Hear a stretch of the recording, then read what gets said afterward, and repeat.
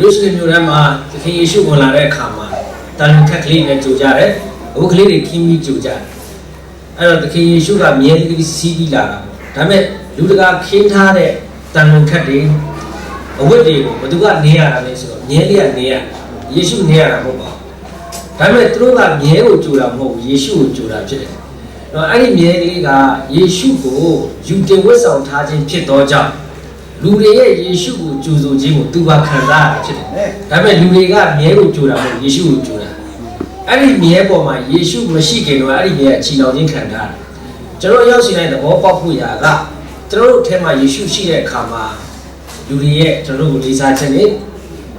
ကျွန်တော်တို့ကိုမျက်နှာချင်းနဲ့ချစ်ခင်ခြင်းတွေခံစားအဲ့ဒီအချိန်မှာကိုယ့်ကိုယ်ကိုအထင်ကြီးပြီးတော့ယေရှုကိုခါရှာကြည့်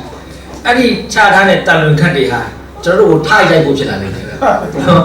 အဲ့တော့ဒီနေ့ကျွန်တော်အထက်မှာရှိတဲ့ဘုရားကိုကြိုဆိုတယ်လို့ကျွန်တော်အနေနဲ့ယုံကြည်တယ်ရောက်စီတိုင်းလည်းဘုရားရှင်ဆက်လက်ပြီးတော့မှစကားပြောပါစေနော်2019ရဲ့နှစ်စဖြစ်သောကြောင့်နော်အစကောင်းမှုလည်းလိုအပ်ပါတယ်နော်အဲ့တော့ဒီနေ့ကျွန်တော်အနေနဲ့နှုတ်ကပတ်တော်ဖတ်ချင်တယ်ထမြောက်ကျမ်းခန်းကြီး22ဖြစ်တယ်ထမြောက်ကျမ်းခန်းကြီး22အငယ်4ဖြစ်တယ်နော်တခိုးလက်၌ပို့သောနွားတိုးကိုအသက်ရှင်ရဲ့အမှန်တွေ့ရင်နှစ်ဆပြန်ပေးရဆိုတော့ပြောချင်တာကအခိုးခံရတဲ့အရာတွေနော်အခိုးခံရတဲ့အရာတွေပြန်တွေ့မိပြီဆိုလို့ရှိရင်လည်းနှစ်ဆပြန်ပေးရနှစ်ဆပြန်ရအဲ့တော့ပျောက်နေတဲ့သူတွေလည်းတချို့ကပျောက်လို့ပျောက်မှမသိရင်တော့ဘာမှမရဘူးเนาะအဲ့တော့ကိုယ်စီမှာဘာရှိထားလဲဘုရားဘာအပ်ထားလဲလည်းသိဖို့လိုတယ်เนาะကဲအဲ့တော့ဒီကနေ့အဲ့ဒီအရာနဲ့ပတ်သက်ပြီးတော့မှဒီကနေ့ဒီမှာမွတ်စလင်မှာရှိတဲ့ဒီအသေးတော်မှာရှိတဲ့ယုံကြည်သူမိသားစုဝင်တွေအထူးသဖြင့်လီဒါတွေခေါင်းဆောင်တွေဖခင်တွေလားဘုရားဆောင်တွေအနေနဲ့ဒီနေ့ဒီနှုတ်ကပတ်တော်ကိုကိုယ့်ရဲ့မိသားစုထဲမှာအသေးတော်ထဲမှာဆင်ခြင်နှလုံးသွင်းစေခြင်းအဲ့ဒီအကြောင်းအရာနဲ့ပတ်သက်ပြီးတော့မှဒီနေ့ဒါဝိဒ်အကြောင်းနဲ့ပတ်သက်ပြီးတော့ကျွန်တော်ရှင်းပြီးတော့မှဝင်ကခြင်းနဲ့ဓမ္မရာဇဝင်ပထမဆောင်အခန်းကြီး30မှာဖြစ်တယ်အငယ်1မှာ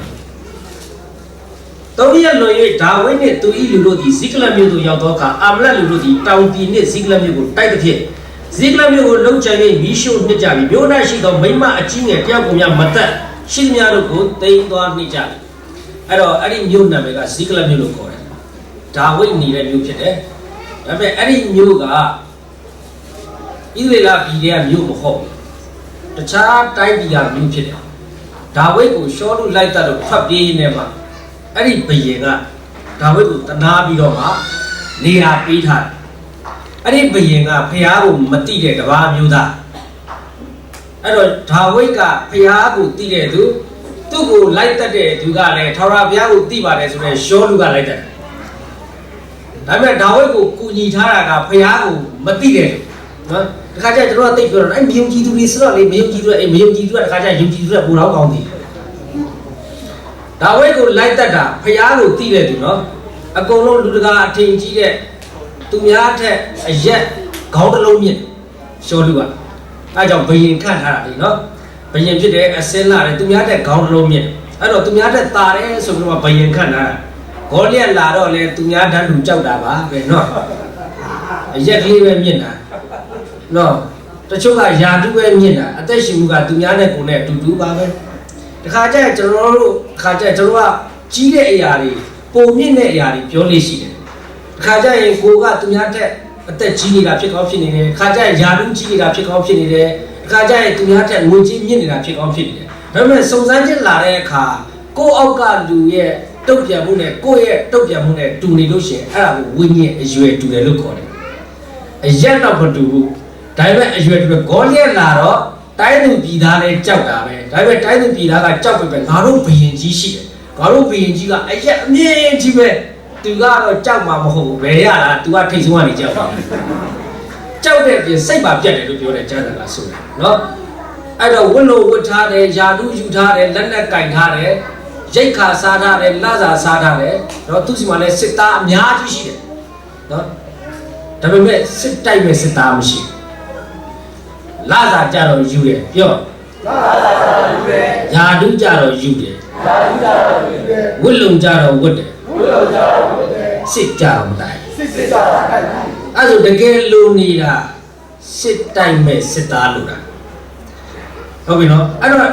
ရှောလူရဲ့လက်အောက်ထဲမှာစစ်သားအများကြီးရှိတယ်လာစာယူထားတယ်ယာလူယူထားတယ်လက်နက်ကင်ထားတယ်ဝတ်လုံဝတ်ထားတယ်ဒါပေမဲ့ဂေါလိယက်လာတိုက်မဲ့စစ်သားမရှိဘူးဒီနေ့ကျွန်တော်မြန်မာပြည်မှာတရားဟောနေတဲ့အတင်းတော်တွေသွားနေတဲ့အတင်းတော်တွေတိဆောက်နေတဲ့အမှုတော်ဆောက်အများကြီးရှိတယ်ဒီနေ့လိုအပ်နေတာစစ်မှန်တဲ့အလိုတော်ဆောင်တော်သူဖြစ်တဲ့အာမင်တူတယ်အာမင်ဒီနေ့ခိုင်ကနာရဲ့ဩဝါဒအောက်မှာလူမျိုးရဲ့ဩဝါဒအောက်မှာနစ်မိုးပြီးတော့မှလာစာယူဒိတ်ခါစားပြီးတော့ဝတ်လုံဝတ်ပြီးသွားနေတဲ့သူတွေအများကြီးရှိတယ်ဒီကနေ့စစ်မှန်တဲ့ဘုရားသားတွေလို့ဟာလေလုယာအာမင်အဲ့တော့ဒီနေ့ရှောလူက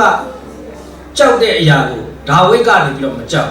အဲ့တော့ရှောလူလားတကယ်တော့ဒီနိုင်ငံကိုတကယ်မြစ်တာရှိတာ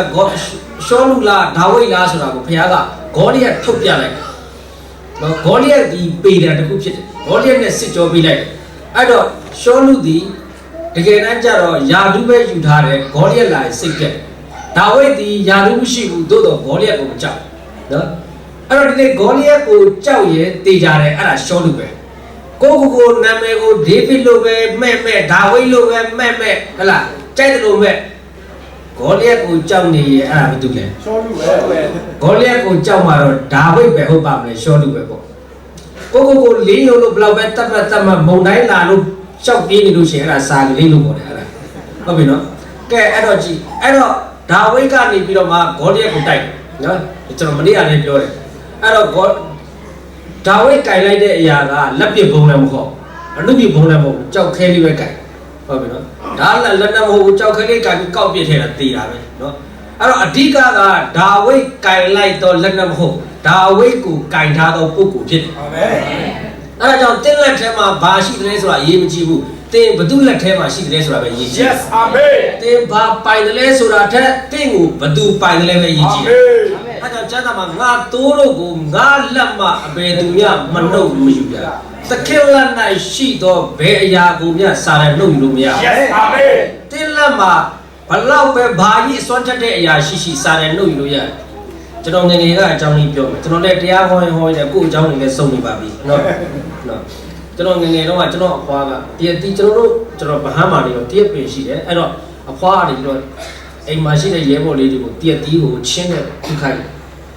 ချင်းနဲ့ဆိုတရက်တီဆွတ်တဲ့ချင်းကိုပြောတာပေါ့နော်ချင်းမျိုးပြောတာပေါ့အဲ့တော့ဆွတ်ခိုင်းပြီးတော့မကောက်ရိုးနဲ့အုပ်တာမဲ့တော့ရင်ခွေးကအရမ်းမွေးတာလေကျွန်တော်ကအဲ့အကြောင်းကိုမသိဘူးအဖေနဲ့မေကပြန်ပြောပြတယ်ကျွန်တော်ကတဲ့3နှစ်ဝင်းကျင်ပဲရှိသေးတယ်အဲ့ကျွန်တော်ဖွားက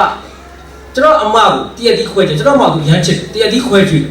အဲ့တော့ကျွန်တော်ကစားကျွန်တော်ဖွားတားကိုလည်းကျွေးလို့ပြောတဲ့အခါမှာကျွန်တော်ဖွားလေရှုပ်တယ်တောင်းကျွေးလို့အဲ့လိုပြောတာကျွန်တော်ရဒေါသထွက်ပြီးတော့မားတယ်ကျွန်တော်ကအဖွားကိုဟိုပေါ့နော်အရောက်អော်တယ်ပေါ့နော်အဲ့တော့ဖွားနေပေါ့လာကျွေးမယ်ဆိုပြီးကျွန်တော်စေနာမရှိတဲ့အတန်းနဲ့ပြောတဲ့အခါမှာကျွန်တော်အရန်ဒေါသထွက်ပြီးတော့မှမိဖို့ကြောင့်လည်းတွားပြီးတော့မှထင်းခွဲတဲ့ဓမ္မကြီးတွားယူတယ်ဓမ္မကြီးကကြီးတဲ့ခါကျတော့ကျွန်တော်ကမနိုင်ဓမ္မမနိုင်တော့ဒီကိုဆွဲလာပြီးတော့မှဒီဖွားကြီးငါတတ်မယ်ဆိုပြီးတော့ကျွန်တော်အဲ့လိုလုပ်တယ်ဆိုတာကျွန်တော်ဖေးတဲ့ဖေးကပြောပြတယ်အဲ့တော့အဖွားကကျွန်တော်ကအဲ့ဓာကြီးကြိုင်လာလဲမြည်လဲမပြောအဖွားကကျွန်တော်ကိုဘာလုပ်ပြလဲဆိုတော့အမလီကြောက်ပတ်တော့ဆိုကျွန်တော်ကသဘောကျဒီဖွားကြီးတော့ငါ့ကိုကြောက်နေပြီအဲ့လိုတော့ကြောက်တယ်လို့ထင်တာတကယ်တော့သူကကြောက်တာမဟုတ်ဘူးကြောက်တာလားကြောက်ပြလားကျွန်တော်ကင်ထားတဲ့လက်နက်ကတော့ကြီးတယ်လက်နက်ကိုကင်ထားတယ်ကျွန်တော်ကဘာကောင်မှမဟုတ်ဟုတ်ပြီနော်လက်နက်ကတော့ကြီးလားလက်နက်ကတော့ကြီးတယ်ဒါပေမဲ့လက်နက်ကိုကင်ထားတယ်ကျွန်တော်ရဲ့အရွယ်မကြီးရင်တော့ကြောင့်အဖွားကကြီးတယ်ထုံနည်းတူပဲကျွန်တော်တို့ကသိရမလားစာရနဲ့ပတ်သက်လို့ရှိရင်ကျွန်တော်တို့ကလက်နက်တွေဖျားစီကတောင်းတယ်စာရကထိုင်ရည်ပြီးကြောက်ပြတယ်စာရကအရှိတော်နဲ့ထွက်ကြောက်ပြီးဖတ်ပါမယ်နော်အဲ့တော့ကျွန်တော်တို့ကင်တော့လက်နက်ကတော့ကြီးတယ်ဒါပေမဲ့အဲ့လက်နက်ကိုကင်တဲ့သူရဲ့အရွယ်မရောက်တဲ့အခါမှာရန်သူကလှောင်ပြုံးနော်အဲ့လိုမျိုးနော်အဲ့တော့ဒီနေ့ကျွန်တော်တို့အဲမှာလက်နက်တီကင်ဖို့ဖျားလို့တော့မရှိဘူးကျွန်တော်တို့ဘာမဟုတ်တဲ့ကျွန်တော်တို့ရဲ့အသက်တာကိုပဲသူ့လက်ထဲကိုထည့်လိုက်ဖို့ဘုရားတို့တော့ရှိတယ်။အဲ့တော့ကျွန်တော်ငယ်ငယ်တော့တိုင်းဝတ္ထုအရန်ကြိုက်တယ်။တိုင်းဝတ္ထုထဲမှာဆိုလို့ရှိရင် လက်နက်တွေကင်ပြီးတိုက်တဲ့လူကိုကျွန်တော်သဘောမကျအဲ့ဒီထဲမှာသဘောကျဆုံးကဘာလဲဆိုရင်ဘာလက်နက်မှမကင်တဲ့လူအဲ့ဒီလူကအတော်ဆုံးပဲမှာရှိတယ်အဲ့တော့သူကနေပြီးတော့မှခောက်ဆွဲဆိုင်မှာထိုင်နေတယ်ဟိုကောင်ကြီးကသူ့ကိုဓာတ်နဲ့ပြေးခုတ်လိုက်တဲ့အခါမှာသူကဘာလုပ်လဲဆိုသူနဲ့ကောက်ပစ်ပဲဘာကြောင့်လဲဆိုသူကပညာအမြင့်ဆုံးရောက်နေတော့သူကင်တဲ့လက်နက်ကြီးဖြစ်တယ်သိလားသူတို့ကြိုက်ခဲ့လို့နောက်ဆုံးကျတော့သူပြစ်လိုက်တာကတူလည်းမဟုတ်ဘူးတန်လည်းမဟုတ်ဘူးသပင်ဖြစ်နေတယ်ဟာအဲ့လောက်ထိတော်တာကြီးကတော့တော်တဲ့လူဆိုတော့သူ့လက်ထဲမှာကင်တဲ့အရာအားလုံးကထိရောက်နေတာလေအကွက်တိပြစ်တာချင်းရဲ့ညာဘက်6ဒီပဲပြစ်ပြစ်တာရင်မောင်ရဲ့ဘယ်ဘက်မျက်လုံးလို့အဲ့တော့ဒါပေမဲ့ပြစ်လိုက်တဲ့ဟာကြည့်လိုက်တဲ့ခါကျတော့စပင်တွေပြစ်နေတယ်တူတွေပြစ်နေတယ်နိုင်ဝတ်တူထဲမှာပြောပါတယ်နော်အဲ့တော့ကျန်းစာမှာကြည့်တဲ့အခါကျတော့တကယ်ခရားကသူသုံးလိုက်တဲ့သူတွေကအတော်ဆုံးလူတွေမဟုတ်ဘဲနဲ့လေလူတွေ reject လုပ်ထားတဲ့ညှင်းပယ်ထားတဲ့သူတွေဖြစ်နေတယ်ဒါပေမဲ့ဗိမာန်တော်အရာရှိတွေကပေတရုတရားထဟောတော့အံ့ဩတယ်ဘာကြောင့်လဲပေတရုအကြောင်းကိုသိတယ်လူတတ်မဟုတ်လူတာမညဖြစ်ရတဲ့ဤအံ့ဩဖွယ်သောအရာတွေကိုဘယ်လိုသူသိတယ်ဘာကြောင့်လဲဆိုသူကတော့ဘာမှမဟုတ်ဘူးသူ့ကိုကင်ထားသောဖခင်ကကြီးတယ်ဒီကနေ့ကျွန်တော်တို့သူဘာပြောင်းလဲနေတာအော်ဝေယာတွေဖြစ်နေတယ်ဆိုတာကျွန်တော်တို့တော်ချင်းတက်ချင်းကြောင့်မဟုတ်ဘူးစ조사ဆက်ကလေးလို့လည်းမဟုတ်ပြန်ဘူးတိုးတော့ကျွန်တော်တို့ကိုကင်ထားတော့ကျွန်တော်တို့ကိုပိုင်တော့ပုဂ္ဂိုလ်ရဲ့လက်ထဲမှာရှိသောကြောင့်ဖြစ်တယ်ဟာလေနော်အဲ့တော့ဒါဝိဒ်ကတော့ဘာမှမဟုတ်ဘာလို့သူ့အိမ်မှာသူ့ကို reject လုပ်ထားတာရှမွေလာကနေပြီးတော့စိတ်ပြတ်နေတာရှောလူကိုဘယင်ခန့်မိတာနောင်တရတာအဲ့ဒါဖေကမင်းချင်းလုံးမေဒီလိုဖြစ်နေမလားထမေခါကိုစီဖို့ယူလို့တော့ရေရှဲသားစီကိုသွားတယ်ပြီးရင်ရစ်ပွဲကိုစီစဉ်တဲ့အခါကျတော့ရေရှဲကအိမ်မှာသူ့သားတွေကိုတန်းစီပြီးတော့မှစောက်အိမ်ကိုဧည့်သည်အရေးကြီးတဲ့ဧည့်သည်လာလို့ရှိရင်လေကိုယ့်အိမ်မှာဘလူဟာတွေပြင်ဆင်ထားတယ်အကောင်းစားတယ်ဘာတွေထုတ်ပြလာလဲအကောင်းစားတယ်အစုပ်တွေဆိုလို့ရှိရင်ကလေးအောင်လေးသွင်းထားတယ်မိဖို့ကြောင့်လည်းပူတာဆိုတော့အိမ်မှာသား9ယောက်ရှိတယ်သား1ယောက်ကငဘူး4ယောက်ကဘွဲရပြီးသားဘယ်သားတွေကိုထုတ်ပြဘွဲရပြီးသားငဘူးဆိုလို့ရှိရင်တော့အိမ်နေတော့ခန်းနေတော့အဲ့လိုမျိုးကျွန်တော်ကလေအိမ်မှာအရင်တော့ငမူးကျွန်တော်သိလားဧည့်သည်လာပြီဆိုအဖေစီမာကတကယ်ဧည့်သည် great ဒီလာတဲ့ခါကျတော့ရှင်အဖေစီမာတခြားကျွန်တော်ဒီကောင်မောင်တော်ကလိမ့်ပါတယ်သိလားတဲ့အဖေကတော့ကျွန်တော်ကို reject လုပ်တာတော့မဟုတ်ဒါပေမဲ့မူးယူနေတော့ဘယ်လိုပြီးတော့ထုတ်ပြရကျွန်တော်ဒါပေမဲ့ကျွန်တော်ကလည်းတဲပြီးရှိတ်ထွက်ချင်တာဧည့်သည်လာပြီဆိုရင်ဟေးဒီမှာကြီးတောက်အိတ်ခိုင်ခိုင်စကားဘယ်နေကောင်းလားဆိုတော့လုပ်တယ်ကျွန်တော်ကောင်းကောင်းအဲ့တော့အခုကြည့်ရှမွေလာကြီးဆိုတာတကယ်အထွတ်ထိပ်ဣသရေလနိုင်ငံရဲ့သူလာမယ်လဲဆိုတဲ့ဆိုတော့အကောင်းစားတွေထုတ်ပြတာဒါအဲ့ဒီထဲမှာဒါဝိဒ်မပါဒါဝိဒ်ကိုတောပို့ထားတယ်ပြောချင်တာဒါဝိဒ်ကစမဝဲဖြေတဲ့အခါမဖြေနိုင်လို့ကြာသွားတဲ့သူမဟုတ်ဘူးစမဝဲဖြေခွင့်ကိုမရှိတဲ့သူဖြစ်သွားတာဆိုတော့ရှမွေလာကလာရွေးလို့အရေးချင်းမမီလို့ပယ်လိုက်တာမဟုတ်ဘူးရွေးခွင့်ကိုမရှိတာ तू ကရွေးချယ်ခံဖို့စရင်တင်နေတယ်မှာ तू မပါဘူး तू ဖတ်တယ်အားလုံးစရင်တင်လို့ရှိပေမဲ့ तू ဖတ်တယ်ဒီကောင်ကတော့စရင်မရှိပါဘူးဆိုတော့ပို့ထားတာဒါဝိဒ်ကပါကောင်မဟုတ်လူရဲ့အမြင်ပါဒါပေမဲ့ရှမွေလာကြည့်ပြည့်လျာပေါက်ကြည့်ဟော तू လားမသိဘူးဆိုတော့ဗိတ်သိပ်ပြေးလို့တော့ဖခင်သူ့လက်ကြီးဖားဆွဲတာမင်းရှေ့ရတယ်မှာနောက်တစ်ခါထပ်မှာပေါ့ဒါကလူမြင်လို့မြင်တာမဟုတ်ဘူးလေတယောက်ပြီးတယောက်လိုက်ကြည့်တဲ့အခါကျတော့ဟုတ်ရှိသေးတာဆိုရှိရဲတဲ့တော့မှာလေဆိုအေးတဲ့သူ့ကိုခေါ်လိုက်တော့လေ तू မလာမချင်းရစ်ပွဲမစဘူးလေအဲ့ဒီချိန်မှာဒါဝိဒ်က VIP ဖြစ်သွားတယ်။ तू လာမှပွဲစားရတယ်အရင်က तू မလို့ဆိုပြီးတော့လွတ်ထားတာလေတခါကျတော့ရှိကျွန်တော်တို့အတင်းတော်မှာလည်းဖြစ်လိဖြစ်တာတခါကျတော့ရှိတချို့ဘာမှမဟုတ်ဘူးဆိုတဲ့လူတွေကတကယ်မိန်ဖြစ်နေတယ်တိလားလူမြင်ခွင့်မှာတော့မရှိဘူးဒါပေမဲ့အတင်းတော်ကိုအဓိကကူညီပေးနေတဲ့သူက तू ဖြစ်နေတာအဓိကဒုထောက်ပေးနေတဲ့သူက तू ဖြစ်နေတာအဓိကဆူတောင်းပေးနေတဲ့သူက तू ဖြစ်နေတာ तू နဲ့ပဲဘုရားကအလုပ်လုပ်မယ်အဲ့လိုပြောတယ်အဲ့ဒီလူမလာမချင်းနဲ့ပွဲမစဘူးလေဆိုပြီးတော့မှဘုရားကဒါဝိဒ်ကိုခေါ်ခိုင်းလိုက်တာနော်ကဲအဲ့ဆိုကြည့်အောင်ရှမွေလဗိတ်သိက်ပေးမဲ့ချိန်မှာတန်းစီတဲ့ထဲမှာဒါဝိဒ်ပါလားမပါဘူးဒါဝိဒ်ကဗိတ်သိက်ပါတန်းမစီပဲနဲ့ဗိတ်သိက်ရှင်ကိုတော်ထဲမှာချီးမွမ်းတယ်အာမင်ဗိတ်သိက်နေရာမှာတော်တန်းမစီဘူးကောင်းကြီးနေရာမှာတန်းမစီဘူးတကိုးနေရာမှာတန်းမစီဘူးစုကျေးစုနေရာမှာတန်းမစီဘူးအဲ့ဒါတွေကိုပိုင်တဲ့ပိုင်ရှင်စီမှာသွားပြီးချီးမွမ်းတယ်တော်တယ်အာမင်သူ့ဖိနှမှာဘာတွေရှိလဲဆိုတိုးတွေပဲရှိတယ်နော်တိုးတွေပဲရှိတယ်အေးစိပဲချီးမွမ်းတယ်ဗိတ်သိက်ကိုတန်းစီနေတဲ့သူကတပုံကြီးပဲဒါဝိဒ်ကဗိတ်သိက်ရဲ့အရှင်ကိုပဲကြည့်တဲ့အခါမှာ အဲ့ဒီဘိတ်တွေကဒါဝိနောက်ကိုလိုက်လာဟာလေလုယာကောင်းကြီးကဒါဝိနောက်ကိုလိုက်လာတယ်ကြည့်ရှင်ဘုရင်ယာတုကဒါဝိနောက်ကိုလိုက်တယ်ခုနလူတွေကရှင်ဘုရင်ယာတုအတွက်တန်းစီနေတာဘိတ်သိက်အတွက်တန်းစီနေတာကြည့်နော်သို့တော့ဒါဝိကသူ့ရဲ့အသက်တာကိုအဲ့ဒီပိုင်ရှင်လက်ထဲမှာပဲအပ်ထားတယ်အဲ့တော့ဒါဝိကင်လိုက်တာခဲကရန်သူဖြစ်ကြပိုင်တယ်ဒါဝိကင်လိုက်တဲ့စောင်းလေးဘာမှမဟုတ်ဘူးနှစ်ဆွတ်ဖတ်သွားတယ်ဒါဝိနားမှာလူ400ရောက်လာတယ်အကျွေးတင်တဲ့သူအမှုရောက်တဲ့သူမရေရာတဲ့သူအဲ့ဒါကြောင့်ဒါဝိစစ်တပ်ကဒီ3လုံးဒါဝိစစ်တပ်ကို 3D army လို့ခေါ်တယ် distress death discontent ဆိုတာလေကျွေးတင်တဲ့သူအမှုရောက်တဲ့သူမရေရာတဲ့သူပြောချင်တာကလေရေရာကိုမရှိဘူးဒါဝိစီမှာလာတာပါဝင်နေတာဒါဝိစီမှာလာခိုးလုံးနေတာဘာမှဥဒိချက်မရှိဘူးနော်ဟိုရွာဘာတို့အပိရှဲလို့ဆိုတာလေရက်ွက်ထဲမှာဟိုခေတ်စကားနဲ့ပြောရင်သုံးစားလို့မရတယ်ပေါ့ရက်ွက်ထဲမှာတနေ့ဟိုခေတ်စကားနဲ့ပြောရင်လက်ဖက်ဆိုင်ထိုင်ဘောလုံးပွဲကြည့်လက်ဖက်ရဲ့အကျွေးတော့ကောင်မလေးတွေထိုင်တော့တနေ့အဲ့လိုကောင်လေးဒီကောင်လေးတော့ကြာတော့လက်ဖက်ဆိုင်ပိုင်ရတယ်မခံနိုင်တော့အကျွေးတောင်းတဲ့ခါမှာခမရတို့ကဗာများမှတ်တယ်လဲဆိုတော့ထချတော့ရက်ွက်ကလိုက်ဖမ်းလို့တိုးရဲရောက်ပြီးဒါဝိစီရောက်သွားတယ်ဘာကြောင့်လဲအကျွေးတည်တယ်လို့ပြောတယ်လေအကျွေးတည်လို့ထွက်ပြေးလာတာအပုရလို့ထွက်ပြေးလာတာမရေရလို့ဘာလို့ရမှာမသိလို့မနေ့ဒိုင်ဂတော်ကြီးတီးဖို့အတွက်စက်ကပ်ပဲဆိုပြီးလာတာမဟုတ်ဘူးဘာလို့ရမှာမသိလို့ဒါဝိစီမှာလာပါဝင်လားဘာကြီးရောချက်မကိုမရှိတာနော်တချို့တွေကအဲ့လိုအဲ့တော့ဒါဝိစီရောက်တဲ့အဲ့ကောင်တွေကမလွယ်ဘူးလက်ရမ်းရှင်တာလူတက်ကြွကြလို့ခေါ်တယ်နော်တစ်ချက်ထိုးလိုက်လို့ရှိရင်ဘယ်နေရာထိုးရင်ဘလို့သိမလဲဆိုတာအဲ့ရွာဘောက်တို့အပြီးရှဲတော့ကောင်းကောင်းသိအဲ့လူတက်ကြွကျွန်တော်တို့ဒီရဲစကားနဲ့ပြောရင်လူတက်ကြွကြလို့ခေါ်တယ်ကောက်ထိုးလိုက်လို့ရှိရင်ဘယ်နေရာထိုးရင်ဒဏ်ရာမဲရမယ်ဘယ်နေရာထိုးရင်သိမယ်ဆိုတာအဲ့တော့ရွာဘောက်တို့အပြီးရှဲတော့ထိုးလိုက်လို့ရှိရင်ဦးကိုချက်ချင်းကြာတယ်လားဦးကြောက်ထိုးတယ်ဆိုတော့နဲတဲ့စကေးမဟုတ်ဘူးနော်တကယ်ဒီဝါတဲ့ကဦးခွေလိုက်ထောက်အောင်ထိုးတာဒီကောင်လေးအဲ့လိုတစ်ချက်ပဲတတ်တယ်ဆိုတာအဲ့လိုကောင်တွေကဒါဝိလက်ထဲရောက်လာတာနော်သို့တော့အဲ့ဒီသူတွေကိုနိုင်ငံတော်ကိုတီဆောက်တော့ဘုံချုပ်မိနေဖြစ်အောင်ဒါဝိလုပ်ပေးလိုက်တယ်တွေ့လားအဲ့တော့ဒါဝိကသူ့လက်ထဲမှာရောက်လာတဲ့ဟာတွေတော့ဘာမှမဟုတ်သို့တော့သူကဖျားလက်ထဲမှာရှိတော့ကြောင့်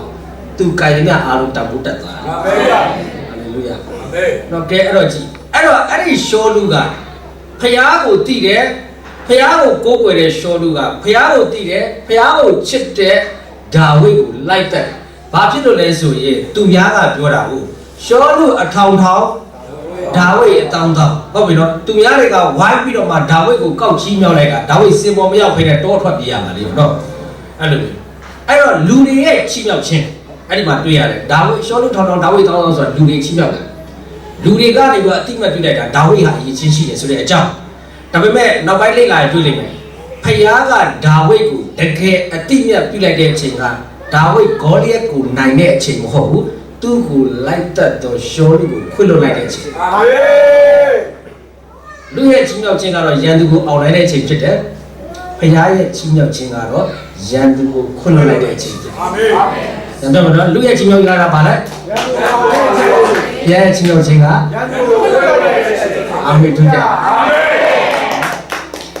်ကဲအဲ့တော့ကြည့်ဒါဝိဒ်ကပြေးရတယ်ပြေးတဲ့ခါမှာအဲ့ဒီအာခိတ်ဘီစီမှာရောက်တော့အာခိတ်ကသူ့ဇိကလတ်မြို့လေးကိုပေးတာအဲ့ဒီမြို့မှာနေဆိုတော့ဒါဝိဒ်ကသူ့လူတွေအဲ့မှာနေရတယ်အဲ့တရက်တော့ဒါဝိဒ်ကိုစစ်တိုက်ဖို့ဖြစ်တဲ့ခါမှာဒါဝိဒ်ကစစ်သွားတယ်နော်ဒါဝိဒ်ဆိုတာဘုရားကိုလည်းသိတယ်ဘုရားကိုလည်းချစ်တယ်တိုက်ရိုက်ခိုင်မှာလည်းတော်တယ်အဲ့တော့ဒီဓမ္မရာဇဝင်ပထမဆုံးအခန်းကြီး30ဖြစ်လာစစ်သွားတိုက်စစ်ကအစင်ပြေတယ်ဒါဝိဒ်တိုက်မြတ်စစ်ကအစင်ပြေတယ်နော်အစင်ပြေတယ်ဒါဝိဒ်ပြန်လာတဲ့အချိန်မှာဒါဝိဒ်နေတဲ့ဇိကလတ်မြို့ကပြာဖြစ်တယ်။၃ရက်လွန်လေးဒါဝိဒ်နဲ့သူ၏လူတို့သည်ဇိကလတ်မြို့သို့ရောက်သောအခါအာမလတ်လူတို့သည်တောင်ပြင်းနှင့်ဇိကလတ်မြို့ကိုတိုက်သည်ဖြင့်ဇိကလတ်မြို့ကိုလှုပ်ကြံ၍မီးရှို့နေကြတယ်။တိုက်ရခိုက်ရကောင်းတဲ့ဒါဝိဒ်ဖျားကိုချစ်ပါတယ်ဆိုတဲ့ဒါဝိဒ်တိုက်ပွဲထွက်သွားလိုက်တာစစ်မျက်နှာကိုပြင်ပြီးထွက်သွားလိုက်တာပြန်လာတော့သူ့ရဲ့မြို့ကမီးလောင်ပြကြနေတယ်။သူ့လူတွေလည်းတရားမှမရှိဘူး။အဲ့တော့ဒီကနေ့ကျွန်တော်ယုံကြည်သူတာမန်ယုံကြည်သူပဲပြောအမှုတော်ဆောင်ပဲပြောစီးပွားရေးလုပ်တဲ့သူပဲပြောကျွန်တော်တို့မှာဖွင့်ထားတဲ့စစ်မျက်နှာတွေရှိတယ်တချို့တွေကတော့စီးပွားရေးပေါ့တချို့တွေကတော့ပညာရေးလူမှုရေးတချို့တွေကတော့အမှုတော်ဆောင်တွေဆိုလို့ရှိရင်တော့သာသနာရေးပေါ့စစ်တိုက်တာကောင်းတယ်စစ်မျက်နှာဖွင့်တာကောင်းတယ်သို့တော့တည့်ရဲ့ခံတဲ့လုံခြုံမှုဘုရားလိုတော်ရှိတယ်အာမင်ဒီနေ့မိဘတွေစီးပွားရေးမှာအောင်မြင်ပြီးတော့မှသားသမီးတွေအရက်ဆုံးသွားနေတဲ့သူတွေရှိတယ်တခါကျတော့ရှိရင်ကျွန်တော်တို့အမှုတော်ဆောင်တွေကိုယ်တိုင်အပြင်မှာအေးဘူးတွေဟောတာလူတွေပြောင်းလိုက်တယ်ကိုယ့်အိမ်မပြောင်းလဲတဲ့သူတွေရှိတယ် ကျွန်တော်တို့ဒီမြုံကြည့်သူမိသားစုတွေထဲမှာလည်းမိဘကကြည့်လိုက်လို့ရှိရင်တကယ်ကြီးကြီးတဲ့ချမ်းသာနော်လေးရင်တော့ဝဲနိုင်တယ်ဒါပေမဲ့သားသမီးတွေကမူရစီဆွဲတယ်သမီးကလည်းထိလို့မနိုင်တော့ဘူးကြည့်လိုက်ဒါပေမဲ့အဲ့ဒီအရာတွေကိုငွေနဲ့ဝယ်ပြီးတော့မှလိမ္မာရေးချရှိခြင်းကိုငွေနဲ့ပေးဝယ်လို့မရဘူးအဲ့တော့ဒီနေ့ကျွန်တော်တို့တွေဒီအပြင်မှာငွေနောက်လိုက်ရင်းနဲ့အပြင်မှာပညာနောက်လိုက်ရင်းနဲ့ကိုယ်သားသမီးတွေဒီဖျားကိုမေ့လျော့သွားကြဖျားကိုမသိတော့ဖျားကိုမချစ်တတ်တော့အပြင်မှာမုတ်စားလို့ဆူတောင်းရတော့မှရှက်တတ်တဲ့သူတွေထွက်လာနော်ဖျားဆူတောင်းရတာရှက်ရအောင်ဖျားကကျွန်တော်တို့အတွက်အကျွေးဆက်ပေးသွားတဲ့သူလားအကျွေးယူထားတဲ့သူလားအကျွေးဆက်ပေးတဲ့သူကတော့မှရှက်တယ်ဆူတောင်းရနော်အဲ့တော့ကြည့်ကျွန်တော်ရောက်စီတိုင်းအပြင်မှာတော့တချို့အောင်မြင်နေတယ်နော်အပြင်မှာတော့အောင်မြင်နေတယ်စီဝိုင်းကဏ္ဍမှာအောင်မြင်တယ်စီဝိုင်းတော့လိုက်ရင်းနဲ့ပဲတာသမီးတွေမှာဖြစ်တယ်ဘာကြောင့်လဲဆိုရင်ရန်သူကချောင်းမြောင်းနေတယ်အဲ့အာမလက်ဆိုတာကအမြဲတမ်းထောင်ထောင်ပြဲလူတွေကိုအနောက်ကလိုက်ချောင်းနေတယ်သူကအားနေတဲ့သူကိုပဲတက်ဣသရာလူမျိုးတွေတက်ချီပြီးဟဲ့ဆိုရှင်ကြံခဲ့တာကလေးသူနဲ့နော်အဖိုးကြီးဖွားကြီးမကြမ်းပါတဲ့သူတွေကိုဝင်ဆောင်တွေကအနောက်မှာကြံခဲ့တယ်အဲ့ဒီလူတွေကိုရွေးပြီးတိုက်တာအဲ့ဒီအာမလက်ကဒဲမတိုက်ဘူးသူအမြဲတမ်းချောင်းတယ်အဲ့ကြောင့်ထောင်ရဖျားရဲ့ရန်သူလို့ခေါ်တယ်သူအားနေတဲ့နေရာကိုပဲတိုက်တယ်ဘယ်နေရာကိုပဲတိုက်တာလဲအားနေတဲ့နေရာကိုပဲတိုက်တယ်အဲ့တော့ဒီနေ့ကျွန်တော်ရောက်စီတိုင်းအပြင်မှာစီးပွားရေးတွေရှာတာကောင်းတယ်သို့တော့တည့်ရဲ့ခံတဲ့လုံခြုံရေးလားဆိုတာပြန်ဆက်စစ်ချင်တယ်အပြင်မှာကိုယ့်ရဲ့စစ်မျက်နှာတွေဖွင့်တာကောင်းတယ်အခုကြည့်ဒါဝိတ်ဟာသူ့ရဲ့စစ်မျက်နှာတွေမှာအောင်နိုင်ခြင်းရှိတယ်အကုန်လုံးကတော့သူကအောင်မြင်တဲ့သူကြီးပေါ့ဟုတ်ပြီနော်သူကတော့တကယ်အောင်မြင်တယ်ကြည့်လိုက်တဲ့အခါမှာပြန်လာတဲ့အခါမှာတော့သူ့ပြုတ်ကမီးလောင်ပြီးတော့ပြကြတယ်ကြည့်လိုက်တဲ့အခါမှာသူ့ရဲ့စတိသားသမီးတယောက်မှမရှိတော့အဲ့တော့ပထမတစ်ချက်အနေနဲ့ကျွန်တော်တို့စစ်မျက်နှာဖွင့်တဲ့အခါမှာကိုယ့်ရဲ့ခံတက်ကိုကြည့်ပါတင့်ရဲ့ခံတက်လုံခြုံရဲ့လားတင်းစီဝါရေးလောက်တာကောင်းတယ်တသက်ရှင်းရှင်းလောက်တာကောင်းတယ်သို့တော့တင်းအိမ်ကတင်းမိသားစုပြောင်းနေပြီလားတင်းမိသားစုဖျားကိုချစ်ရဲ့လားချစ်ပြီးတော့ဖျားတဲ့ကိုမှန်ရဲ့လားဆိုတာကြည့်ပါခံတက်မလုံခြုံရင်တခိုးဆိုတာမျိုးကတတိလစ်တဲ့အချိန်ကျမှခိုးတာဓမြမဟုတ်တော့တခိုးဆိုတာကမတိအောင်ယူတာလေတေအိတ်ပြောပြီးတတိလစ်ပြီဆိုရင်ဒီမှာလုပ်ပြီလေခိုးပြီဖြစ်တယ်အဲ့ကောင်ကတစ်ချိန်လုံးချောင်းနေအဲ့တော့ခုကြည့်ဒါဝိတ်ကသူ့ရဲ့ခံတက်ကိုလုံအောင်မလုပ်ဖဲနဲ့တိုက်ပွဲမတိုက်နိုင်တဲ့မိမသူငယ်တက်ကြီးရွယ်အိုတွေကိုထားခဲ့ပြီးတော့မှတိုက်ပွဲတိုက်နေတဲ့သူတွေကြီးပဲခေါ်ပြီးတော့အပြင်ထွက်သွားတယ်။ပုံမှန်စစ်ပွဲကအောင်နေပြန်လာတဲ့အခါမှာသူ့မိသားစုကလည်းရန်သူနောက်ပါသွားတယ်။အဲ့တော့သူအောင်ခဲ့တဲ့အောင်မြင်ခြင်းတစ်ခုမှအချီးနှီးဖြစ်သွားတယ်။ကျွန်တော်စီးပွားရေးဘလောက်ပဲကောင်းသားသမီးမွေးစေဆွဲတဲ့အခါကျွန်တော်အပြင်မှာလောကမှာဘလောက်ပဲအောင်မြင်ကိုယ့်ရဲ့မိသားစုကပြောင်းနေတဲ့အခါမှာကျွန်တော်ဘလောက်တော့နာကျင်ရတယ်။အခုဒါဝိတ်ပြန်လာတဲ့အခါမှာသူ့မိသားစုတယောက်မှမရှိတော့ဒီနေ့ပထမတစ်ချက်အနေနဲ့ကျွန်တော်ယုံကြည်သူမိသားစုတွေတတိထားစေချင်ပါတယ်နော်2019မှာတင်းအပြင်မှာဖွင့်ထားတဲ့စစ်မျက်နှာတွေရှိတယ်နော်ဇီဝရေးဖြစ်ကောင်းဖြစ်မယ်တင်းရဲ့ဝိညာဉ်ရေးကနေပယ်လည်းဖြစ်ကောင်းဖြစ်မယ်အမှုတော်ဆောင်တွေလည်းတတိထားပါကိုယ့်ရဲ့မိသားစုခံတက်ကိုလုံအောင်တည်ဆောက်ပါယုံကြည်သူမိသားစု2019မှာကိုယ့်ရဲ့မိသားစုကိုနှုတ်ကပတ်တော်နဲ့လုံအောင်တည်ဆောက်ပါဟာလေလုယာကဲအဲ့တော့ဒီဒါဝိဒ်ပြန်လာတော့သူ့မိသားစုတယောက်မှမတွေ့ဘူးမတွေ့တဲ့အခါမှာသူတို့အားရော်နေတယ်အဲ့တော့ငယ်သုံးမှာတို့ဖြစ်၍ဒါဝိဒ်နဲ့သူ၏လူတို့သည်မြို့သို့ရောက်သောအခါမြို့သို့မိရှို့၍မယားသားသမီးများကိုတိတ်သွားကြောင်းကိုတွေ့သောအခါငိုတံကိုတွေ့ရင်အားကုန်သည့်တိုင်ငိုကြွေးကြ၏ပထမရန်သူကိုနိုင်လို့အောင်မြင်ပြင်မဲ့အခုမိသားစုတွေဆုံးရှုံးသောကြောင့်သူတို့မျက်ရည်ကျခုနအောင်မြင်ခြင်းတွေစသည်ရွံ့သွားပြီရန်သူကိုနိုင်တာဘာလို့ရမှာလဲကိုမိသားစုအောင်မြင်ခြင်းကတကယ်မင်္ဂလာဖြစ်တယ်အာမင်အာမင်ကိုမိသားစုရဲ့စစ်မှန်စွာဖခင်နဲ့မှန်ကန်ခြင်းကစစ်မှန်တဲ့ကိုယ့်ရဲ့အိမ်ရဲ့မင်္ဂလာဖြစ်တယ်အာမင်ဝေခြင်းဒီကိုယ့်ရဲ့အိမ်ရဲ့မင်္ဂလာမဟုတ်နော်ကဲအဲ့တော့ကြည့်အခုမရှိတော့ဘူးဆိုတော့ငိုတယ်နော်ကဲအငယ်6နဲ့6ဒါဝိဒ်သည်အလွန်စိတ်ညှို့ညင်ဆင်းရဲလူများတို့သည်မိမိတို့သားသမီးများကြောင့်စိတ်ညှို့ငယ်တဲ့ဒါဝိဒ်ကိုကြောက်ခဲနဲ့ပြင်ပြီးဆိုကြ၏အဲ့တော့ဒီနေ့ဒုတိယတစ်ချက်အနေနဲ့ကျွန်တော်ပြောချင်တယ်ကဲအခုပြဿနာကဖြစ်ဘာကြောင့်လဲဆိုလို့ရှိရင်အခုသားသမီးတွေကိုယ့်ရဲ့မိသားစုဒီဖះကိုမချစ်တတ်တော့တဘာမျိုးသားတွေနဲ့ပေါင်းဖော်သွားပြီးတော့ဝိညာဉ်ရေးရမှာကြာဆင်းသွားတယ်ဆိုတဲ့အခြေအနေမျိုးတွေကြုံရတာကိုပြောချင်တာအဲ့တော့အဲ့ဒီအချိန်မှာလူနှမျိုးထွက်တယ်ပထမတစ်မျိုးကဘာလဲဆိုရင်ဒါဝိဒ်ကိုကြောက်ခဲနဲ့ပြင်မှာပြောချင်တာကကိုယ့်အပြစ်လို့မခံယူဘဲနဲ့သူများကိုလက်ညှိုးထိုးတာအဲ့ဒါကြောင့်ကျွန်မပြောတယ်ရှစ်သားသမီးတွေကိုတေချာဆုံးမပါလို့ပြောတာအခုတော့ကြည့်ဖြစ်ပြီမလားမိမလည်းပြောပြီယောက်ျားလည်းပြန်ပြောပြီငါကစီဝါရှာနေတာလေမင်းကသားသမီးတွေနဲ့နေနေရတာမင်းဆုံးမပါလားတယောက်နဲ့တယောက်ဘာလုပ်တာလဲဘာလုပ်တာလဲအပြစ်တင်တာကိုယ့်အပြစ်မရှိဘူးသူများပြစ်ကြီးလက်ညှိုးလျှောက်ထိုးတာနော် ကျွန်တော်မှလက်မျိုးရှိတာကဲအဲ့ဆိုရင်ကပောင်းကျက်အကြောင်းလေးနည်းနည်းပြောပြနော်အဲ့တော့အေဝါကအတီးစားပြီးတော့အာဒကိုပြီးတော့အာဒလက်စားတာစားတယ်တော့အဲ့တော့ဒါကနောက်တစ်ချက်ခေါ်အားယူစရာဟလားတော့စင်ကျင်စရာအဲ့တော့ဖះကလာတဲ့အခါမှာကဲလူမင်းဗမာလဲဆိုတော့ကျွန်တော်ဒီဝချီးရှိတော့ကြောက်ရဘုံရက်နေတယ်လို့ပြောတယ်မလားကဲအဲ့တော့မြို့ဝချီးစီဘယ်လိုပြောလဲငါမစားနဲ့ဆိုတဲ့အတီးကိုစားလားဆိုတော့အာရကဟုတ်ကဲ့ကျွန်တော်စားပါတယ်လို့ပြောလား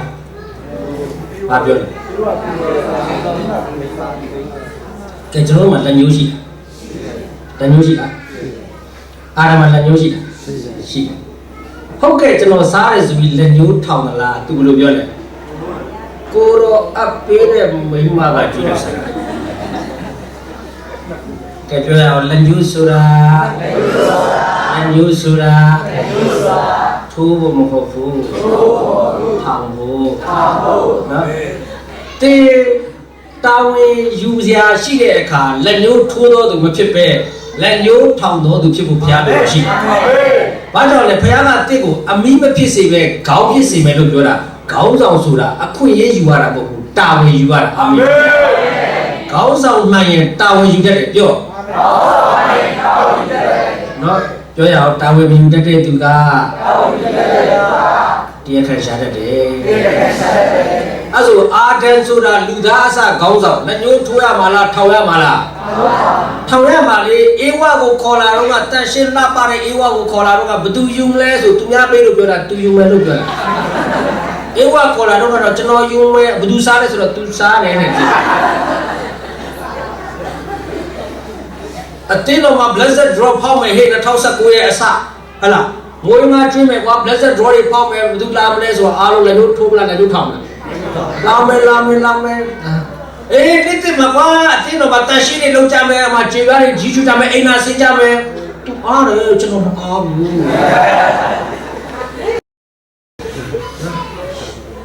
ဒါရီဘသူလုံးထားတဲ့ကုမ္ပဏီစီထားတာဘသူလဲကျွန်တော်စီထားတာကကုမ္ပဏီသူထွေးရတယ်သူထွေးတယ်တညှို့ရကြနော်အဲ့တော့အခုကြည့်တချို့တွေကလေအဲ့လိုမျိုးပဲတခုခုဖြစ်ပြီးဆိုရင် तू မကောင်းဘူးဆိုတာမရှိဘူးကောင်းတာဖြစ်သွားတော့ तू နဲ့ကိုမกินဘူးအဲ့ဒါဟာကျွန်တော်တို့ဘယ်လိုပြောလိုက်တော့ तू ကတကယ်တော့အဲ့လိုလုပ်လိုက်တာတကယ်တော့ तू လုပ်ဖို့မဖြစ်ကျွန်တော်လုပ်ပြလိုက်ဒါလားအခုကြတဲ့ခါကျတော့ကြည့်တားတကယ်ရသူတိတ်တော့ကို့အပြစ်မရှိဘူး तू များအပြစ်ကြီးရှောက်တယ်ညှို့ထိုးတာငါအဲ့ဒါကြောင့်ပြောတယ်နော်ညဟုံးစိတ်မသွားခိုင်းနေပါနဲ့လို့အခုကျတော့ဟုံးစိတ်တော့ကြည့်မိတမတိလင်းတော့လိုက်တာမကြည့်လားနော်ဥမာပြောပြတာနော်အဲ့တော့ဒီပထမတစ်ချက်ကတော့သူတို့တွေဟာခန္ဓာမလုံခြုံပဲနဲ့စိတ်နဲ့နာဖွင့်ရတဲ့အကျိုးဆက်ဘာဖြစ်သွားလဲဆိုရင်သူတို့ရဲ့သားသမီးမိသားစုရန်သူတိမ်သွားတယ်ကျွန်တော်ရဲ့ဝိညာဉ်ရေးရာနယ်ပယ်မှာကျွန်တော်အပြင်ဘက်မှာစီးပွားရေးလူမှုရေးဝိညာဉ်ရေးရာတွေနယ်မြေမှာစိတ်နဲ့နာဖွင့်ရင်းနဲ့ပဲကိုယ့်မိသားစုရဲ့ယုံကြည်ခြင်းမခိုင်မာတဲ့အခါဝိညာဉ်ရေးရာခန္ဓာမလုံခြုံတဲ့အခါမှာရန်သူတိမ်သွားခြင်းကိုခံရပထမပြဿနာကဲတော့ပြဿနာဖြစ်ရင်ဖြေရှင်းနည်းရှိတယ်ပြဿနာဖြစ်တဲ့အခါမှာဟိုလူကြောင့်ဒီလူကြောင့်အတင်းတော်ခေါင်းဆောင်ကြောင့်အတင်းလူကြီးကြောင့်အတင်းသားကြောင့်ဆိုပြီးတော့လက်ညှိုးထိုးနေရင်လည်းပဲတိမိသားစုကပြောင်းလဲမှာမဟုတ်သူများကိုလက်ညှိုးထိုးနေတဲ့၍တော့တင်အဲ့ဒီစေနီးကတကယ်တတ်တာစေတဲ့စေနီးမဟုတ်တာ၍အနာတိုးစေတဲ့စေနီးပဲဖြစ်တယ်အဲ့ဒါကိုသဘောပေါက်ဖို့လို့ကဲအဲ့တော့ပထမလူတစ်မျိုးကတော့သူများကိုလက်ညှိုးထိုးတာပြောချင်တာကအဲ့ဒီလူမျိုးတင်မဖြစ်ဖို့ဒီနေ့ဘုရားတင်ကိုစကားပြောတယ်တင်မှာပြဿနာတစ်ခုခုကြလာတိုင်းအဲ့ဒါကသူ့ကြောင့်လားငါယောက်ျားကြောင့်လားငါမိန်းမကြောင့်လားငါမိဘကြောင့်လားငါတင်းအုပ်ကြောင့်လားငါဆွေမျိုးကြောင့်လားလို့တင်သူများကိုလက်ညှိုးထိုးဖို့ဘုရားလို့တော့မရှိဘူးအခုဒါဝိဒ်ပါလို့လဲဆိုရင်ဒါဝိဒ်ကမိမိဘုရားကြီးထော်ရဘုရားကိုကိုးစားရနေဟာလေလုယာအဲ့ဒါဖြည့်ရှင်းပြီးအမှန်ဖြစ်အိမ်ထဲမှာမှောင်တဲ့အခါတင်လုံးရမယ့်အလုပ်ကတစ်ခုပဲရှိတယ်အလင်းထဲပဲဖြစ်တယ်အမောင်ကိုအာယုံစိုက်နေသွေးတင်အဲ့ပြဿနာမပြေလေပါဘူးဒါဘာကြောင့်မှောင်တာလဲဒီအမောင်ကြီးကပြဿနာပဲဒီအမောင်ကပိတ်ကံပလိုက်မယ်ဒီအမောင်ကလက်တိနဲ့ဆွတ်ထုတ်လိုက်မယ်ဒီအမောင်ကကျိုးနဲ့ချီပြီးထုတ်လိုက်မယ်အဲ့ဒီအမောင်ကိုအာယုံစိုက်နေသွေးအဲ့ဒီအမောင်ဘယ်တော့မှမထွက်ဘူးဘာကြောင့်မှောင်တာလဲဆိုရင်အလင်းမရှိလို့မှောင်တာအလင်းကိုအာယုံစိုက်ပြီးတော့မှအလင်းကိုအခွင့်ပေးလိုက်တဲ့နေ့အဲ့ဒီအမောင်ကဘယ်ကထွက်လို့ထွက်သွားမှမသိဘူးအာမင်အမောင်ကိုအာယုံစိုက်ခြင်းဒီစစ်မှန်သောအဖြေမဟုတ်အလင်းကိုနေရာပေးခြင်းဒီဒါစစ်မှန်တဲ့အဖြေဖြစ်တယ်အာမင်ပြဿနာကိုအာယုံစိုက်ခြင်းဒီစစ်မှန်တဲ့အဖြေမဟုတ်ဘူးဒီနေ့ဖျားကိုအခွင့်ပေးခြင်းကပဲစစ်မှန်တဲ့အဖြေ Yes အာမင် သူလည်းပြဿနာတက်တာပဲကိုလည်းပြဿနာတက်တာပဲသူတယောက်တည်းတက်တာမှမဟုတ်တာကိုလည်းပါတာပဲအဲ့တော့ဒါဝိတ်ကတော့ဖြည့်ရှင်းကြီးကဘာလဲဖယားကိုပဲသူကိုးစားတယ်တင်မားသွားတာပြဿနာမဟုတ်ဘူးဒါပေမဲ့ဖြည့်ရှင်းကြီးမားရင်နောက်ထပ်အနာကြီးသွားတယ်ဒါဝိတ်မားခဲ့ပြီးသွားပြီသို့တော့ဒါဝိတ်နှစ်ခါမမားဘူးနော်သူဘာလုပ်လဲဖယားရှိပါကိုးစားတင်တိုင်းတော့ဘုရားစီယူခဲ့ပါတော့ပြီးတဲ့အခါမှာသူဖယားကိုမေးတယ်ဖယားရှိမှပဲသွားတယ်လူရှိမှသွားမချပြဘူးဖယားရှိမှသူသွားတယ်သွားပြီးတော့မှဖယားကိုမေးတယ်ကဲကျွန်တော်ကလိုက်ဆိုပါအောင်နော်ကျွန်ုပ်ဒီထိုလုံးရင်းကိုလိုက်ရပါပြီလို့လိုက်ရပါပြီလို့အဲ့ဒါဒါဝိရဲ့ဆုတောင်းဖြစ်တယ်ဒါဝိတောင်းတဲ့ဆုဆိုတာကထိုလုံးရင်းပြောချင်တာကသူ့မိသားစုတွေပါသွားတယ်ကျွန်တော်သားသမီးတွေပါသွားတယ်ကျွန်တော်ဇနီးတွေပါသွားတယ်ကျွန်တော်မျိုးတွေပါသွားတယ်ပြန်လိုက်ရပြီအခုဒါဝိတောင်းတော့ဆုဒီတိုက်ပွဲအတွက်တောင်းခြင်းမဟုတ်နိုင်ငံအတွက်တောင်းခြင်းမဟုတ်တရားစာအတွက်တောင်းခြင်းမဟုတ်လက်နက်အတွက်တောင်းခြင်းမဟုတ်သူ့သားသမီးသူ့အသွေးသားတွေအတွက်တောင်းခြင်းဖြစ်တယ်ဒီနေ့တည့်ရဲ့ဆူတောင်းချက်တွေကိုပြန်ဆန်းစစ်တင်လုံနဲ့အောင်နေဖို့တင်ဆူတောင်းနေလားဒီတခြားအရာတွေယာလူတွေဒီလေကိုတင်ဆူတောင်းနေတာပညာရေးအတွက်ဆူတောင်းနေတာတိမိသားစုတော့ပြောင်းနေတာကိုတင်ဆူတောင်းနေတာတချို့တွေကတခြားအရာတွေအတွက်ဆူတောင်းနေနော်တခါကြောင့်ရှိအတင်းတော်မှာဝမ်းနည်းစရာရှိတယ်အဲ့ဒါဘာလဲဆိုရင်အိမ်မှာမပြောင်းလဲတဲ့ကိုယ့်အကိုရှိတယ်တခါမှဆူတောင်းမဘူးတော့တခြားလူတွေတော့သူချဲတော့အမြဲတမ်းတောင်းတယ်အဲ့ဒါအမေကျော်ဒွေးတော်လာတာလို့ခေါ်နော်ယေရုရှလင်မြို့မှာစရင်ဘုရားပြောထားပြီးသားတင့်နေရာကနေတင်စပြောင်းလဲခြင်းကိုတင့်အိမ်ကနေတင်စပါအာမင်တင့်အိမ်မှာနိုးထားမှုမရှိပဲဘုရားเจ้าမှာလာနိုးထားနေတာအဲ့ဒါအတုလို့ခေါ်တယ်တင့်အိမ်မှာဆူတောင်းခြင်းမရှိပဲဘုရားเจ้าမှာလာပြီးအားရပါရဆူတောင်းတယ်အဲ့ဒါအတုလို့ခေါ်တယ်ဆယ်လ်ဒီဟူသောအိမ်တော်မိသားစုတွေနိုးထားမှသာဒီ body ကြီးနိုးထားတယ်လို့အာမင်အဲ့ဒါကမှအစစ်လို့ခေါ်တာဖြစ်တယ်အာမင်နော်အဲ့တော့ဒီနေ့တစ်ခါကျလို့ရှိရင်တချို့တွေများဆူတောင်းစီဝေးရှိတယ်ဘာအတွက်ဆူတောင်းလဲမြောက်ကိုရီးယားနဲ့အမေရိကန်တိုက်ပွဲဆူတောင်းတယ်တကယ်တော့သူ့ဖိနဲ့အမေကအိမ်မှာတစ်ချိန်ချင်းပြန်ဖြစ်နေတာကိုဖိနဲ့အမေပြန်ပြတ်ဖို့ဆူမတောင်းဘူးမြောက်ကိုရီးယားနဲ့အမေရိကန်တိုက်ဖို့ဆူတောင်းတယ်တော့ကြသူဆူတောင်းလို့မြောက်ကိုရီးယားနဲ့အမေရိကန်ပြန်တက်ပြီးသူ့ဖိနဲ့အမေကွဲသွားမှဒုက္ခရောက်တခါကျလို့ရှိရင်ကိုရက်ဆိုင်ပတ်နေတာတခါမှဆူမတောင်းဘူးကိုဆရာကဘာပတ်ဖို့အတွက်ဆူတောင်းနေတယ်အဲ့တော့သူဆူတောင်းတော့သူ့ဆရာကတော့ဒိုင်ကရကရောက်သွားတယ်သူ့ကိုကတော့တင်ញိုင်းကိုရောက်သွားတယ်ပြီးတော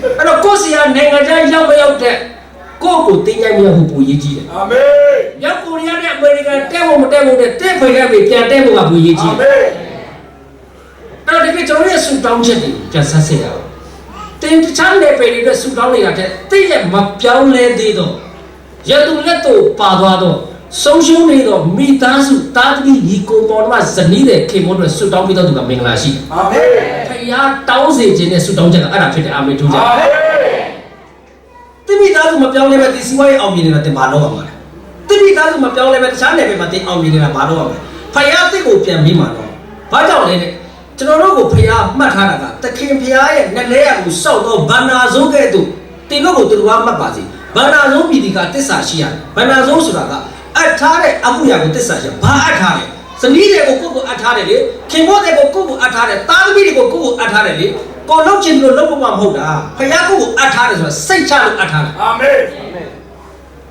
်အဲ့တော့ကိုအကိုဖြစ်နေရခြင်းကကိုညီကိုတာဝန်ယူဖို့ဖြစ်တယ်ဇနီးတဲ့ဖြစ်နေရခြင်းကခင်ဗျတဲ့အတွက်တာဝန်ရှိတယ်ခင်ဗျတဲ့ဖြစ်နေရခြင်းကဇနီးတဲ့အတွက်တာဝန်ရှိတယ်မိဘဖြစ်နေရခြင်းကသားသမီးအတွက်တာဝန်ရှိတယ်အာမင်အဲ့တော့ဖခင်ကကျွန်တော်တို့ကိုဘာနာဇိုးလို့ပြောတာဘာနာဇိုးဆိုတာအဲ့ဟိုဘီရတဲ့ဘာနာဘီနေကိုထိုင်ဆောက်တာပေါ့နော်တွားပြီးတော့မှစည်ရင်ပဲတွားပြလို့မရဘူးကဲပြဘန္နာပြသူဘန္နာတော့မရှိဘူးကုန်သွားပြီဘယ်ရမလဲစည်ရင်နဲ့ဘန္နာနဲ့ကြိုက်မှရမှာပေါ့စာရွက်ကြီးပဲတွားပြလို့ပဲရနော်အဲ့တော့ဖခင်ကကျွန်တော်တို့ဘာအနေနဲ့တတ်မှတ်တာလဲဘန္နာဇိုးအနေနဲ့တတ်မှတ်ကျမ်းစာမှာပြောတယ်ဒီကိုတော့တက်ရှင်ရဲ့လက္ခဏာတက်ရှင်ရဲ့လက္ခဏာဖျားတဲ့မြတ်တတော်မူသောလက္ခဏာနဲ့ပြည့်စုံရစ်ကိုတင်တို့ဒီပူဇော်ရရစ်ဆိုတာပူဇော်ရတယ်ရစ်ဆိုတာပူဇော်တဲ့သူအတွက်ပဲသုံးတာဖြစ်တယ်မပူဇော်ပဲမနေနိုင်ရစ်ဆိုတဲ့စကားကိုမပြောရ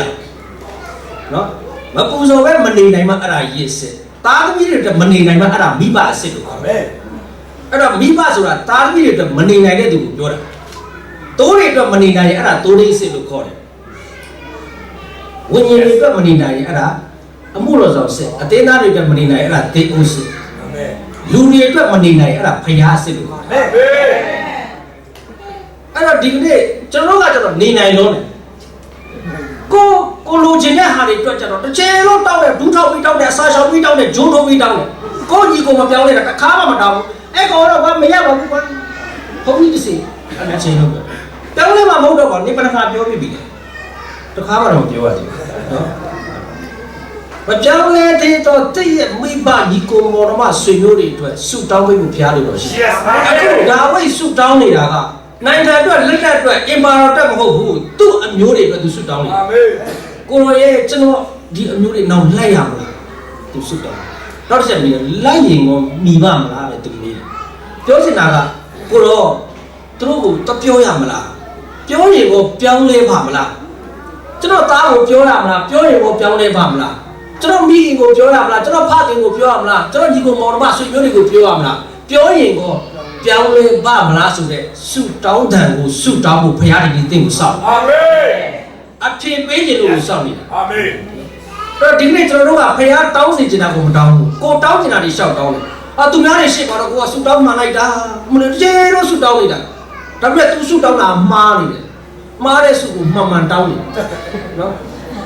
သူများရှေ့မှာတော့မလို့သူကဆုတောင်းမှန်သူကြီးနော်ဘုရားကတော့ငါ့ကိုမှန်မှန်ဒုက္ခပေးနေတဲ့သူနော်ဘာကြောင့်လဲမားတဲ့ဆုကိုမှန်မှန်တောင်းနေတာဘုရားတောင်းနေချင်တာမတောင်းဘူးကိုတောင်းနေတာရှောက်တောင်းနော်အဲ့တော့ဒီနေ့ဘုရားကလောတအပြည့်ရောက်လို့ရှိရင်ပြေးပါတယ်အသက်လွတ်တဲ့အခါပြေးတယ်အသက်ချမ်းသာဖို့ပြေးဆိုတာနဲ့ကျွန်တော်တို့ကပြေးကြတယ်ဘုရားပြေးခိုင်းတဲ့နည်းရှိတယ်နောက်တော့လက်မကြည့်နဲ့ဘုရားကပြေးဆိုတာလည်းစွတ်မပြေးရဘူးဘုရားဘလို့ပြေးခိုင်းလဲဆိုတာရှိတယ်ပထမတစ်ချက် watch နော်ဘာလို့ရမလဲဘုရားပြောတယ်ပြေးဆက်နားထောင်ကျွန်တော်ကနားထောင်ပြတဲ့ဖုန်းချလိုက်တယ်ဆက်နားထောင်ဟောနော်ဘလို့လောက်အောင်လဲဆိုဘုရားဆက်ပြောတယ်အနောက်ကိုလက်မကြည့်ပါနဲ့မြင်ကြည့်တော့ရက်မှာလင်းမနေနဲ့တောင်ပေါ်သို့ပြီးဘုရားဆက်ပြောတယ်ကျွန်တော်ကပြေးဆိုတာနဲ့ကိုပြေးချင်တဲ့အတိုင်းပြေးတယ်ဆိုတော့ကျွန်တော်က AG ဆိုတော့ငါတို့က AG တိုင်းပြေးမယ်နှစ်ချင်းဆိုတော့နှစ်ချင်းတိုင်းပြေးမယ် RC ဆို RC တိုင်းပြေးမယ်သို့တော့ဖခင်ကသူ့လိုလိုတိုင်းပြေးမှုလို့ရှိတာအဲ့တော့ဒီနေ့ကျွန်တော်တို့ဆုတောင်းတဲ့အခါတင်ဆုတောင်းတာကောင်းတယ်ဒါပေမဲ့တင်ဘာတွေတောင်းနေတယ်လဲတဲ့ရဲ့တခြားသောအရေးကိစ္စတဲ့တဲ့အသွေးနဲ့တော်ဆက်တော့သူတွေအတွက်ဆုတောင်းပေးဖို့ဖခင်တင့်ကိုတင်နေစကားအာမင်ဒီအိမ်မှာငွေကြေးနဲ့ပြည့်တာတဲ့တဲ့အိမ်မှာအသက်နဲ့ပြည့်ဖို့ဘုရားလိုတော်ရှိအာမင်အဲ့ဒီအသက်ကြောက်တွေစစ်တဲ့အခါမှာတဲ့အဲ့ဒါကိုရစ်ပလင်းလို့ခေါ်တယ်အာမင်အသက်ကြောက်တွေအထက်တက်တီးဆောက်တဲ့အခါမှာတဲ့အိမ်ကဓမ္မတိုက်ဖြစ်ဖို့ဘုရားလိုတော်ရှိအာမင်ဓမ္မတိုက်မဖြစ်ရင်အဲ့ဒီအိမ်ကဓမ္မတိုက်နေမှာနော်တဲ့အဲ့တော့ဘုရားကိုမေးတဲ့အခါမှာဘုရားပြန်ဖြေတဲ့စကားရှိတယ်ကျွန်တော်တို့ကလိုက်ဆိုတော့လိုက်တော့ဆက်ဆက်မိ၍လုံးစုံကိုရပြန်ဒီနေ့ဖခင်တင့်ကိုပြောတော့ဂရိစကားဖြစ်တယ်ဒီနေ့ကျွန်တော်တို့ကမလိုက်သေးတာကျွန်တော်ကသူ့ကိုမပြောတာမဝင်ကစွမတောင်းတာတကယ်တော့ဖခင်ကအဲ့ဒီစကားနဲ့အဲ့ဒီဂရိစကားကိုတင့်အတွက်ထားရှိပြီးသားဖြစ်တယ်ဒါပေမဲ့ကျွန်တော်တို့ကတခါကျလို့ရှိရင်ကိုယ့်ညီကိုမောင်တော်ကိုစေနာမရှိဘူးတခြားလူကိုပို့ပြီးစေနာရှိပြောချင်တာကဝိညာဉ်ရေးရနဲ့ပတ်သက်ပြောတာတေးကြီးကိုမောင်တော်ပြောင်းလဲပြီးတဲ့အခါကျရင်တော့ကိုယ့်အကိုအနစ်နာခံပြီးသူများကိုပြုစုကြွေးမွေးတာကိုဖခင်လက်ခံတယ်တော့ကိုမိသားစုမပြောင်းလဲသေးဘဲနဲ့တော့တေသူတစ်ပါးကိုကြော်ပြီးတော့လုပ်နေတာကိုဘုရားတင့်ကိုလုံးမရှိဘူးအခုဒီနေ့ဘုရားစကားပြောနေဒါဝိဒ်တောင်းတော်ဆုသည်သူ့ရဲ့မိသားစုကိုပြန်လည်ရရှိဖို့ဖြစ်တယ်အာမင်အဲ့ဒီမှာဘုရားပြောတယ်ဂတိစကားဖြစ်တယ် light အနောက်ကဂတိထပ်ပြောတယ်ခိုင်းတဲ့စကားက light ပါဂတိစကားပါလေဆက်ဆက်မိမယ်ကွာတဲ့ပြောချင်တာပြောင်းလဲမယ်အလုံးစုံကိုပြန်ရမယ်ဟာလေလုယာအဲ့တော့ဒီနေ့2019ဒီတင်တို့ပျောက်ဆုံးသောအရာများကိုပြန်လဲသိမ့်ပိုက်ရမယ်ဖြစ်တယ်အာမင်တင်တို့မိသားစုထဲမှာဝမ်းနေခြင်းတွေဝမ်းမြောက်ခြင်းတွေပျောက်ဆုံးတယ်ဘုရားကဂရုကြီးပြန်ရဟာလေလုယာကြည်နူးခြင်းတွေပျောက်ဆုံးသွားတယ်ပျော်ရွှင်ခြင်းတွေပျောက်ဆုံးသွားတယ်ကြေကွဲခြင်းတွေနဲ့ဖြတ်တန်းတယ်သို့တော့ပြန်လဲသိမ့်ပိုက်ရမယ်ဖြစ်တယ်အာမင်ဘုရားကလိုက်ပါဆက်ဆက်မိပြီအလုံးစုံကိုပြန်ရမင်းပြောပါမင်းဆုတောင်းပါအဲ့ဒီသူပြောင်းလဲတယ်အာမင်မိသားစုပြောင်းလဲမယ်မိသားစုပြောင်းလဲမယ်မိဆွေတို့တွေပြောင်းလဲမယ်အာမင်ဖြစ်ကြအာမင်ဘုရားရဲ့ပြန်လဲသိမ့်ပိုက်ရာနေ့ဖြစ်တယ် recovery တဲ့အဲ့တော့ကြည့်ဘာကြောင့်လဲဆိုလို့ရှိရင်ဆိုတော့ယောရှုမတ်စာခတိ30ယောရှု30ငယ်ဆက်ကိုကျွန်တော်ကဖတ်ရအောင်တင်တော့မူကားမဆိုင်မလဲရန်သူတို့ကိုလိုက်၍ပြီးသမျှတို့သူတို့ကိုကွပ်မျက်ကြဖခင်ကပြောပါလေမဆိုင်မလဲဘာလဲမဆိုင်မလဲဆိုတာ ချက်ချင်းအခုချက်ချင်းကျွန်တော်ဒီကိုယ့်ရဲ့ကိုယ်ခန္ဓာနဲ့ပတ်သက်တဲ့ဟလာငွေကြေးတခြားသောအရာတွေနဲ့ပတ်သက်လို့ရှိရင်ချက်ချင်းလိုချင်တယ်အခုရင်းနဲ့ပတ်သက်ရင်ချက်ချင်းလိုချင်တယ်သို့တော့တည့်ရဲ့မိသားစုပြောင်းလဲဖို့အတွက်အခုရင်းကိုချက်ချင်းယူဖို့ဖျားလို့ရှိတယ်အတင်းတော့ပြောင်းလဲဖို့မိသားစုတွေပြောင်းလဲဖို့ဝိညာဉ်တွေပြောင်းလဲဆိုတဲ့အခုရင်းကိုအခုချက်ချင်းမဆိုင်ပဲယူဖို့ဖျားလို့ရှိတယ်ဘာကြောင့်လဲဖျားရဲ့ဂရုစကားကရန်သူကိုအခုတင်းလက်နဲ့အပ်ပြီးတယ်ဗျာအာမင်နော်ရန်သူကကျွန်တော်တို့ကြောက်ရတဲ့ကာလဖြစ်တယ်အာမင်ကျွန်တော်တို့ဘက်မှာထော်ရဖျားရှိရင်ငါဒီဘု து ကိုကြောက်ရအနေလို့ဘုရားကပြောတာဖြစ်တယ်မဆိုင်ပါနဲ့နော်ကျွန်တော်ရဲ့တာသမီတွေပြောင်းလဲဖို့တင်ဆိုင်ဖို့ဘုရားလိုတော့မရှိဘူးကဲလိုက်ဆိုတင်းတို့ဘုရားနေထော်ရဘုရားဒီသူတို့ကိုတင်တို့လက်၌အတ်တော်မူပြီဟုမှာထားတော်မူ၏ဖခင်ကအပ်လိုက်ပြီကျွန်တော်လက်ထဲဟာလေလုယာအဲ့တော့ပထမဆုံးဖတ်တော့ထွန်းပြော20နဲ့အငယ်လေးမှာတခိုးလက်၌ခိုးသွားတဲ့အရာပြန်မိရင်နဲ့